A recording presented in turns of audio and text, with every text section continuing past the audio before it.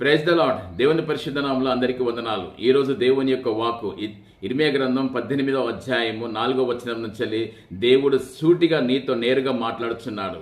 నువ్వు ఎక్కడైతే జిగటగల ఊబిలో ఇరుక్కుపోయి ఉన్నావో, ఏ విశ్వాసంలో పడిపోయావో, ఎక్కడ నీతిలో పడిపోయావో, పరిశుద్ధాత్మలో పడిపోయావో, శరీరాశ నేత్రాశ జీవడమము వదిలిపెట్టి ఏ లోకానుసారంగా వదిలిపెట్టి దేవుని సన్నిధికి వచ్చి ప్రార్థన చేసినట్టయితే యుక్తమైనటువంటి పాత్ర, పవిత్రమైన పాత్రగా తయారు చేసి నిన్ను ప్రార్థన శక్తిలో నుంచి మహాప్రార్థన శక్తిలోకి, విశ్వాసంలో నుంచి మహావిశ్వాసంలోకి, నీతిలో నుంచి మహావిశ్వాసంలోకి నిలబెట్టడానికి దేవుడు సంసిద్ధంగా ఉన్నాడు. నా ప్రియ సహోదరి సహోదరుడా, జిగటగల ఊబి నుండి లేవనెత్తెను, సమతలమైన భూమిపై నిలువబెట్టెను.